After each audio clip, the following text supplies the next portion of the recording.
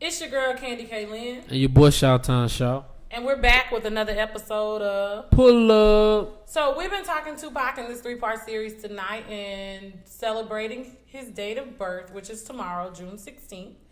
And we've talked about his bodies of work. He was more than just a rapper. He was a actor, rapper, activist, and Tupac was for the culture. He was for the culture. That's why that's like, hopefully T.I. die no time soon. We gon' cause they're for the culture. Like that's like Tip is one of my favorite artists. Cause we're off topic. We talking about Tip. His birthday in October. No, I'm saying Pac is one of his favorite artists. I mean, I get it, but we ain't talking about him. And like how I'm saying, like he for the culture. Pac would have been that. I understand. Pac would have been 47 standing up against everything on social media. I understand.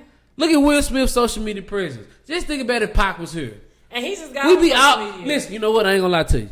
I don't follow for like how women follow formation for Beyonce. That's how strong black men would be for Pac if he was here. You follow formation for Pac. You gonna do well, what? Let me tell you what his greatness has done. There is a book called The Hate You Give by Angie Thomas. She is an African American female artist that I had a chance to meet here at the North Texas Book Festival this year.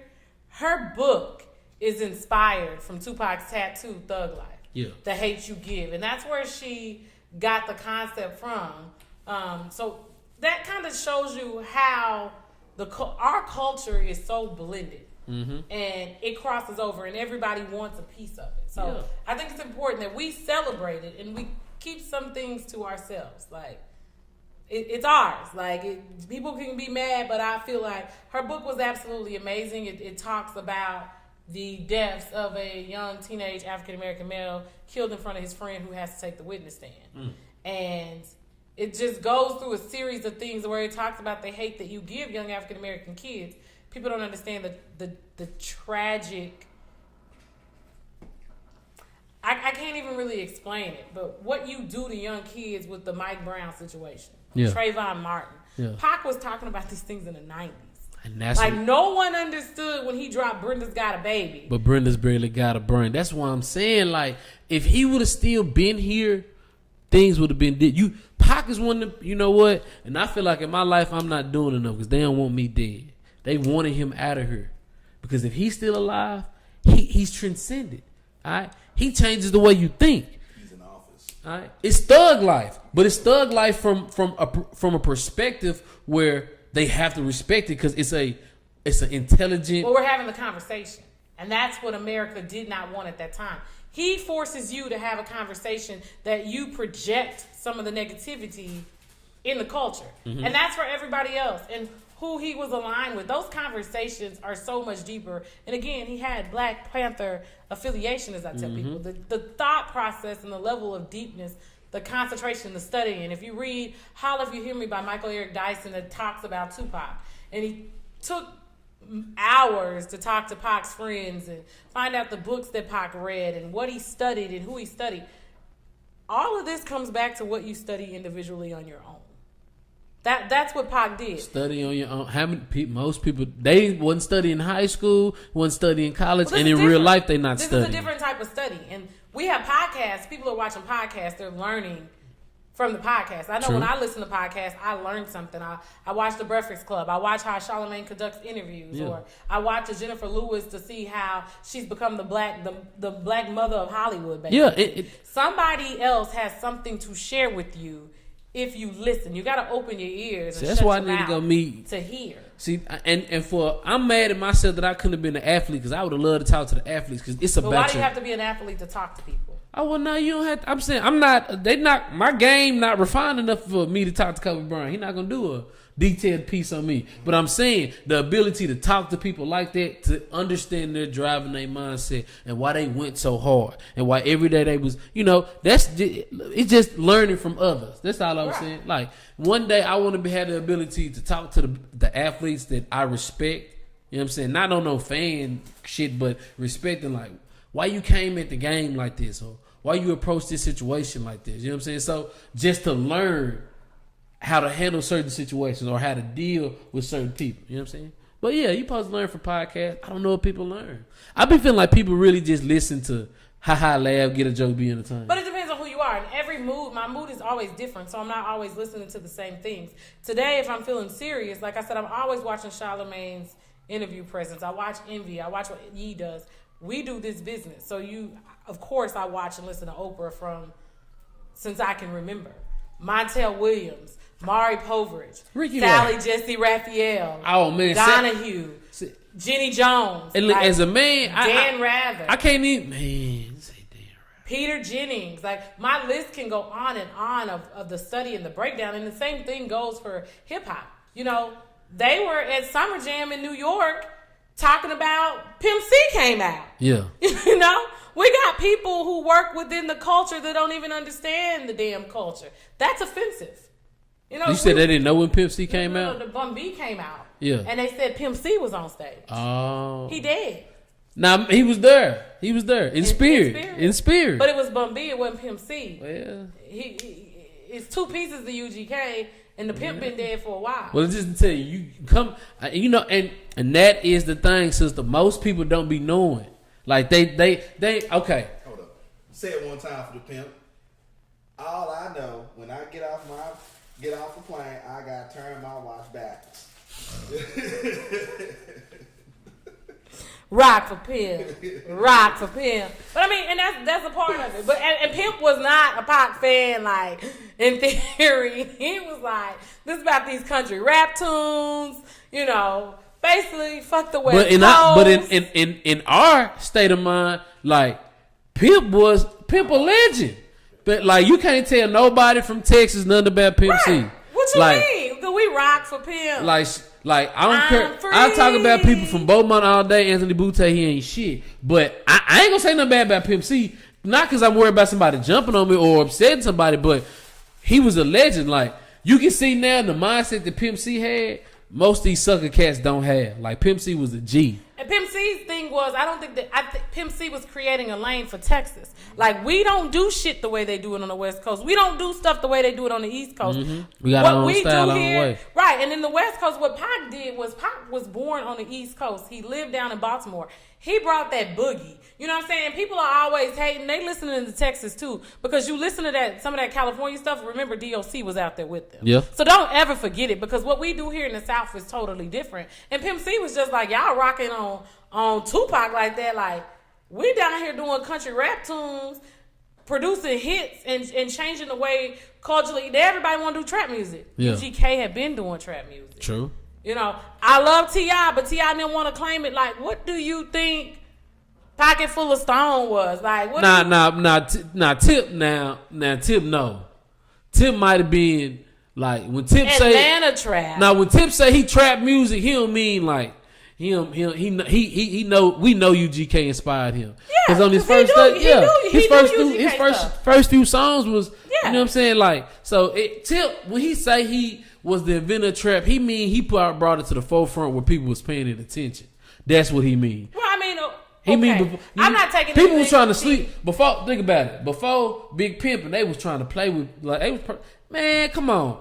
I ain't knocking Jay-Z, but Bun B Pimp C was just as hard on Big Pimpin' as he was, but they make it. I'm sorry, I didn't even listen to Jay-Z until Big Pimpin' came out because UGK was on there. I wasn't rocking with Jay like that. Big Pimpin'. Again, we was only on it because pouring up, keeping leaders in my. That's the only reason. It was because of Pimp. He didn't want to do that record. Right. I believe it, because he didn't want to associate with nobody but people down south. Huh? It's a documentary. Right, because for him, he felt like it was selling out. He was true to what he did here in Texas, and he didn't need them. And reality of the situation is, what we do differently. That was the thing about Pac. Pac kind of created another lane of music. Like, he put that West Coast Cali boogie in it, because that's what they do. Everything is so quick out there. Bounce, bounce, bounce, bounce. They got to be able to bounce. So he brings bounce, but at the same time, he was bringing some lyrical consciousness. So they've been doing it on the East Coast with, like, Public Enemy. They've been dropping hits. Then here he comes with his wordplay and the fact of he's doing a song that they say now, like the Drakes, cater towards women. He's making music that normally is not gangster stuff that you listening to in the car with your boys, but it's going so hard. You know, when I get around, come on, you gonna bounce. Like, it's almost like you from Cali. Like, hey. I'm gonna turn I get around off. But listen. You say you gonna turn I get around off? I said nobody. Oh, well, how do you want it? Nobody. When California Love dropped. Nobody turning that off. Chuck G, you a different type of person. We ain't even talking to you. California Love. I ain't gonna lie. BT played California Love, but I got tired of the video. But it was so different. Chuck G, what was the song him and Scarface had? Smile. Scarface was on that. Why Scarface was on that little bit of rowboat? My bad, I hit your foot. You okay? You said you got tired of seeing the California Love video. Which one? The Mad Max one? The Mad Max one. Okay, all right. The house Mad party Max one. one. I can never get tired. Nah, of the Mad Max one. Okay, so just to kind of sum up our Tupac, give me your top 5. So Smile is one. That's that Texas in you because Scarface was on it. Hit 'em up. I just had it. Let me open my phone back up. Hit 'em up. Dear Mama. Brenda's Got a Baby. What's that? I think you're at 4. Keep your head up, get around. Them, yeah. Yeah, 6.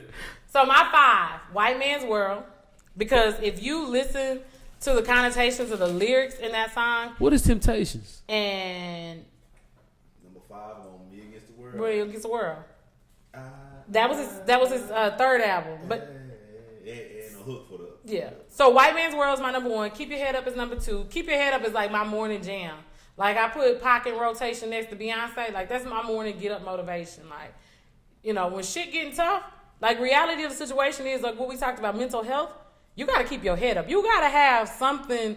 If you don't believe spiritually, you got to have something to reach to and hold on to. And to me, like if you really want to get up and get your day started, turn on that pop. Keep your head up. Like you really ain't gonna be in a bad mood because you got that up tempo beat that you need and just the words of motivation. Like get your shit together. Like get up, keep it moving for the morning. California Love, I think when it just that beat drops, it's just like you gotta move. Doom, doom, doom, doom. Dre was a fool. Doom, doom, doom, doom, doom. California, and then my other one is Run the Streets. And because growing up, you know, I always wanted to be that. I wanted to be that down ass chick. Like you can go do you, boo. I'm gonna be here when you get back. Like you can run the streets with your friends. I'll be waiting for you. I'm gonna be a nice person. Michelet was on there. That's my shit. And then the other one is To Live and Die in LA. Every time I'm in LA, I just feel like that was after the riots. And as he told you, the blacks and the Hispanics, which eventually we will learn as a culture, as he say, get us pissed, we'll burn this bitch down. We'll burn this bitch down, get us pissed. Like, I damn near broke down. I found out that Roscoe's Chicken and Waffles I ate was the one from the video. In Inglewood? No, that was in Hollywood. In Hollywood? I didn't eat the one in Hollywood. I innovated Roscoe. Okay, well, me and Roscoe's holler at each other on Inglewood. I go in for my waffle. But anyway, those are my 5 Pacs. And like I said, if you listen, like I scrapped some lyrics for y'all. I don't know what I did with them that quick, but just the thing that he says and he has on White Man's World, he has with Minister Louis Farrakhan is on there. And he says the seals in the Constitution reflect the thinkings of the founding forefathers that this was to be a nation by white people, for white people, Native Americans, blacks, and all other non-white people to be the burden bearers for the real citizens of this nation. So powerful. Mm-hmm. And people are listening to the song, and I don't think sometimes we understand just where there's pieces in there that relate to you. Like, pick me up. The God bless the child that can hold his own. That all goes back to like mental health. Like they can hold his own. own. You gotta get it in this life. You gotta be able to hold your own. Like what most people don't realize being a team. Like in life, unless you a solo, unless you a tennis player, you got a teammate, all right, or a race car driver. Even in double. Race car drivers have teammates too. Yeah, too, because you got to get out that car. You got to get the get gas, new tires. Yeah, gas. If something go bad, you got to change out. You got to have somebody working on your car on a normal basis. Everybody has a teammate in life. I don't know anybody.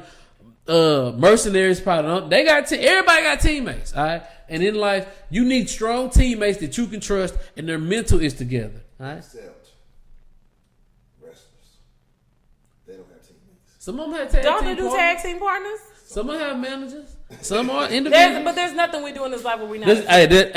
First of all, what I realized in wrestling, every wrestler grow through that process. First, you win the Intercontinental title or the U.S. Championship title before you ever get a shot at the heavyweight title. But before that happens, you got to have your tag team partner. Rock had Mankind. They weren't even friends. You know what I'm saying? Like, I know I'm totally off topic, but everybody got a teammate. See, that's why me and Chuck G got to understand. We a culture. Like, my sister sitting here like, wrestling. I mean, I know what you guys are talking about, but that's not my thing. Like, okay, I stopped watching wrestling when Mr. T was wrestling Hulk Hogan. Like, I don't like stuff that's fake. I knew it was fake. So Mr. T had on all his gold chains, and Hulk Hogan had his super blonde hair. We don't use the F word up in here. We were watching it, and then I came back with you with Vince McMahon and Stephanie McMahon and Triple H. Let me ask you a question. We don't use the F word. Did Rocky Balboa have Hulk Hogan and Mr. T all in the same movie? Mm-hmm. Rocky 3 is epic. Hey, come on, Michael B. Jordan, come on with the next one for the culture. Topic. Okay, so just to give you guys a couple of cultural references to go back and listen to White Man's World, that is one of my favorites, and it's so relevant to today. He says, all these motherfuckers want to be like us, right? Growing up as black girls, y'all can relate to me, big lips, big nose, big butt. They paying great money for those things now. They are. So that's just like my reminder of that. And then he says, being born with less, I must confess, only adds to the stress. If you ain't got no money, you add to the stress. So when people are saying pull yourself up by the bootstraps, that shit sound good. But what you pulling up? You ain't got no boots. You gotta have some boots to pull yourself up by the bootstraps, right? True. You born poor. Everybody don't have the same opportunities. Then he said, "Where my daddy at, mama? Why we live so poor? Do you love me, mama? Why they keep on calling me nigga?" And I don't use that word very often. I do use a lot. But here's the reality of the situation. You have young African-American males growing up in households with their mother. Mm-hmm. They want to know where their daddy is. Sometimes he's incarcerated. Sometimes she doesn't know who he is. Sometimes he's not. He just don't. Sometimes he's just not there. Yeah. Sometimes he don't want to be there because he don't want to deal with her. And then, Tupac also had a song called "Wonder Why They Call You Bitch." Yeah. I mean, so a lot of these references. But this new generation of women don't care. They don't care. They can't hear the crowd. I ain't mad at them because I can't hear the crowd neither. But they can't hear the crowd. They gonna do them. Well, I don't even know what doing some of them is, but whatever. That's why they call. I mean, there's a lot of things for them. But wonder anyway, wonder why they called it. I mean, but those were things that we needed to talk about, and they were the wonder why they call you bitch was because, oh gosh, what is her name? Chuck knows who I'm talking about with her hair wrapped up, was running around talking about how rap music, because he called her out. Dolores Tucker. C. Dolores Tucker. And you and I were riding the other day, just to conclude, because we are so off topic on this conversation. But we were riding the other day, and the chick was listening to Too Short. Yeah. And I said to myself, I'm sure if somebody else said something, she'd be all in that protest like, I don't know why these men are degrading women. Right. Don't degrade yourself. And I feel like that's the message that rappers at that time, like, people are saying, this is their interaction. Tupac went to jail behind something that, to his death, he said was not true. And if you watch the stories, the whole Haitian Jack situation, I do believe those situations may have not been true. They may have not been facts. But when you put yourself in that situation, people can manipulate you because you got something that you want. Mm-hmm. And you're willing to drag people through the mud to get it. And again, that just happened with a professional athlete where charges were brought against him that were later dropped because you confessed that you lied. So just a lot of great conversation topic pieces that I'll have to do a series piece about. We're going to go ahead and get up out of here. Tomorrow is Tupac's birthday, Jam-Pac. We didn't talk sports today, y'all. We was for the culture. Categories to talk about. We will talk Pac here on the next episode. I mean, we're talking Pac here on this episode. I'm being distracted. This is your girl, CandiKlynn. ShawTime Shaw been hungry this whole episode. Chuck ate wing stop in front of me, but I survived. Mental toughness. Until the next time, we out.